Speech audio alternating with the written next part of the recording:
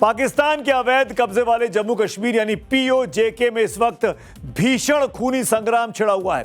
Joint अवामी action committee और वहां की कठपुतली सरकार के बीच बड़ा विवाद अब सीधे आर पार की जंग में तब्दील हो चुका है। दावा है पीओजेके में 2 दिनों में 100 से ज्यादा लोगों की मौत हो चुकी है। सड़कों पर आक्रोश है। ज्वाइंट अवामी एक्शन कमेटी के की इनकलाबी नारे ने पूरे पाकिस्तान का भूगोल हिलाकर रख दिया है। जनरल आसिम मुनीर की फौज घुटनों पर दिखाई दे रही है और प्रधानमंत्री शहबाज शरीफ को समझ नहीं आ रहा कि बलूचिस्तान बचाएं, केपीके संभालें या पीओजेके को हाथ से जाता हुआ देखते रहें।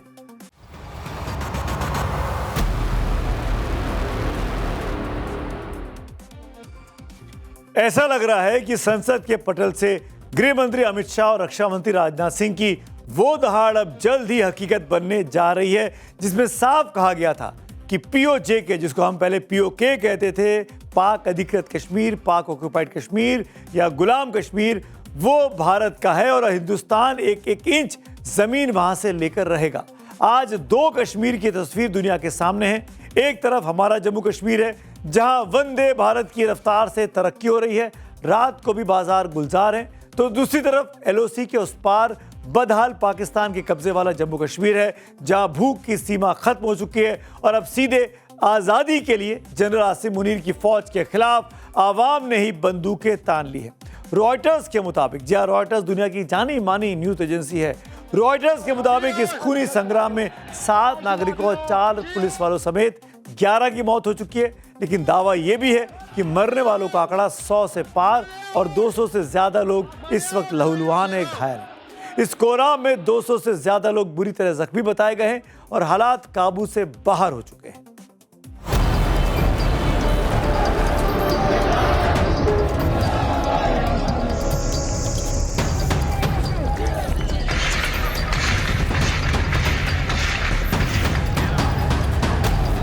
क्या आपने कभी बारूद के ढेर पर इनकलाब की गूंज सुनी है? अगर नहीं सुनी तो पाकिस्तान के अवैध कब्जे वाले जम्मू कश्मीर यानी पीओजेके की इन जलती हुई सड़कों को देख लीजिए।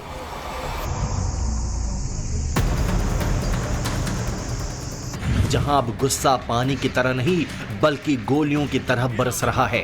पाकिस्तान विरोधी नारों का ऐसा बवंडर उठा है कि रावलपिंडी का मिलिट्री हेडक्वार्टर थर थर कांप रहा है। मुल्क में तुम देख लो, इंकलाब आएगा, गलियों से बाजारों से इंकलाब आएगा, खेलों के मैदानों से इंकलाब आएगा, मस्जिद की मेहराबों से इंकलाब आएगा। इस इंकलाब की सबसे बड़ी बात जानते हैं क्या है? वो ये है कि पीओजेके की आवाम के दिलों से अब खौफ का जनाजा उठ चुका है। उन्हें न तो फील्ड मार्शल आसिम मुनीर की उस वर्दी से डर लगता है जिस पर बेगुनाहों के खून के दाग हैं, और न ही प्रधानमंत्री शहबाज शरीफ की उन गीदड़ धमकीनुमा बयानों की कोई परवाह है। अब लड़ाई आर पार की है और मांग सीधे मुक्ति की है।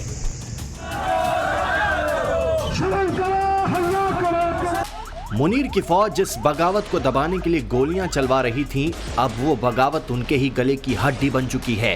पाकिस्तान के अपने पूर्व मिलिट्री अफसर दबी जबान में नहीं बल्कि खुलेआम मान रहे हैं कि ये अब हक की लड़ाई नहीं रही, ये पाकिस्तान से मुकम्मल आजादी का एजेंडा बन चुका है।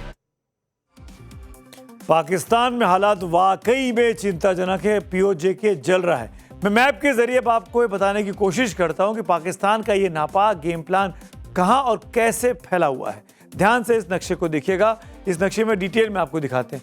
ये भारत का नक्शा है, हालांकि इस हिस्से को हम अपना हिस्सा कहते हैं। ये जानबूझ के और पाकिस्तान ने इसको कब्जा किया हुआ, इसको हम आज़ाद कहते हैं, हम लोग गुलाम कश्मीर कहते हैं। पीओजेके ये बाल्टिस्तान का इलाका है, वो गिलगिट का इलाका। अब देखिए इसमें कहानी क्या है। पाकिस्तान के कब्जे वाले जम्मू कश्मीर यानी पीओजेके का ये वो हिस्सा है जहां पाकिस्तान तथाकथित आज़ाद कश्मीर कहता है। इसी इलाके में, जी हाँ, इसी इलाके में मौजूद मुजफ्फराबाद और रावलकोट इस वक्त सुलग रहे हैं। इसके ठीक ऊपर है गिलगिट और बाल्टिस्तान, जहां भारत के कड़े विरोध के बावजूद पाकिस्तान चुनाव का ढोंग रचता है। लेकिन इस पूरे नक्शे की हकीकत यह है कि भारत की सीमा से सटे इस पूरे हिस्से पर पाकिस्तान का कब्जा सिर्फ कागजों और बंदूकों के दम पर है और अब आवाम ने इस नक्शे पर से पाकिस्तान का नाम मिटाने की कसम खा ली है। अब आपको बताते हैं इस पूरे गुस्से की जड़ क्या है। ये लड़ाई सिर्फ रोटी, कपड़ा और मकान की नहीं है, बल्कि ये लड़ाई राजनीतिक अस्तित्व की भी है। क्या है ये अस्तित्व, समझ लीजिए इसको। पीओजेके में इस वक्त विधानसभा की 12 रिजर्व सीटों को लेकर आर पार की जंग चल रही है। ये 12 सीटें उन शरणार्थियों के लिए आरक्षित हैं जो 1947, 65 और 1971 के युद्ध या बाद के संघर्षों के दौरान जम्मू कश्मीर से पलायन करके पाकिस्तान के दूसरे हिस्सों जैसे पंजाब या सिंध में आकर बस गए थे। पाकिस्तान के कब्जे वाले जम्मू कश्मीर में जो कुछ भी हो रहा है उसमें जैक JAAC की अहम भूमिका है। जैक का पूरा नाम है जम्मू कश्मीर जॉइंट अवामी एक्शन कमेटी।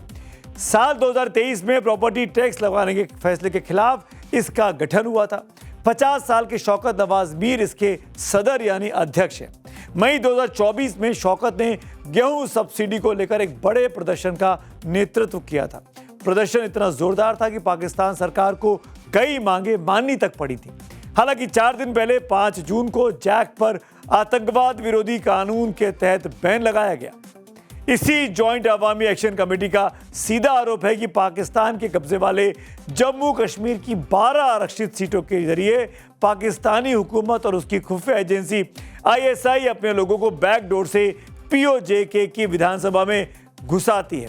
इससे लोकल आबादी का नुमाइंदगी कम हो जाती है और चुनाव के नतीजों को रावलपिंडी के इशारे पर मैनेज किया जाता है। रावलपिंडी मतलब सेना। जैक इन सीटों को खत्म करने की मांग को लेकर आंदोलन कर रहा है। इस सुलगती आग के बीच पाकिस्तान की शाबाश सरकार वहां लोकतंत्र का ढोंग रचने में व्यस्त है।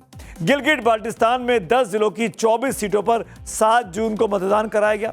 27 जुलाई को पीओजेके में भी विधानसभा चुनाव होने वाले हैं। लेकिन इस तथाकथित विधानसभा का इतिहास किसी पॉलिटिकल सर्कस से कम नहीं है।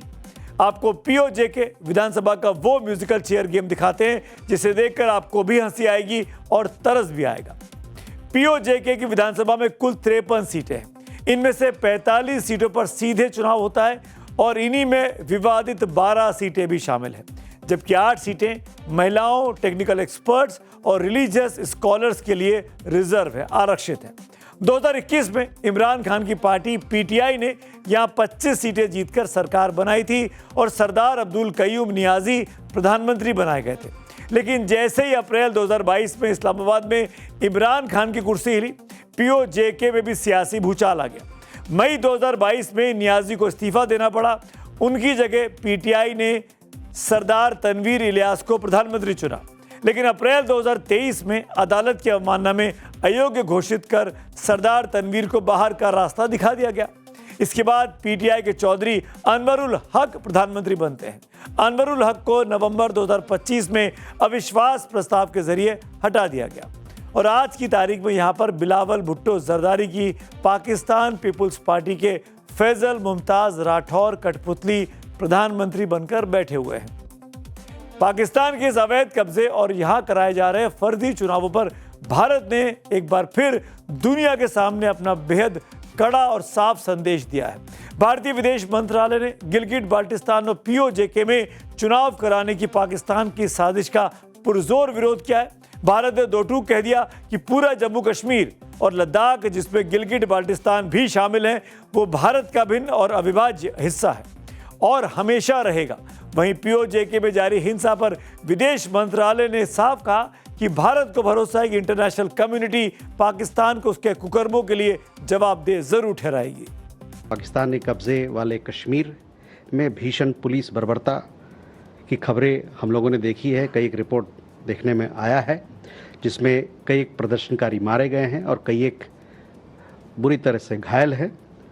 हम उम्मीद करते हैं कि अंतर्राष्ट्रीय समुदाय पाकिस्तान को अपने दुष्कर्मों और अत्याचारों के लिए जवाबदेही ठहराएगा। पाकिस्तान के कब्जे वाले जम्मू कश्मीर में भड़की है चिंगारी अब ग्लोबल बन चुकी है। असर ब्रिटेन की सड़कों पर देखा गया। लंदन में पाकिस्तानी हाई कमीशन से लेकर बर्मिंघम, मैनचेस्टर और बेडफोर्ड जैसे बड़े शहरों में मौजूद डिप्लोमेटिक मिशनों के बाहर कश्मीरी प्रवासी और मानवाधिकार कार्यकर्ताओं ने पाकिस्तान सरकार के खिलाफ, पाकिस्तान के खिलाफ मोर्चा खोला है। लंदन में पाक हाई कमीशन के बाहर इकट्ठा हुए प्रदर्शनकारियों ने मौन रखकर हिंसा में मारे गए लोगों को श्रद्धांजलि दी। वहीं ब्रिटेन की सत्ताधारी लेबर पार्टी के सांसद इमरान हुसैन ने पाकिस्तान के प्रधानमंत्री शहबाज शरीफ को फौरन हिंसा पर लगाम लगाने के साथ साथ मानवाधिकार के सम्मान की नसीहत भी दी है। तो शहबाज शरीफ और आसिम मुनीर पर जबरदस्त वक्त दबाव इंटरनेशनल कम्युनिटी का भी बन गया है।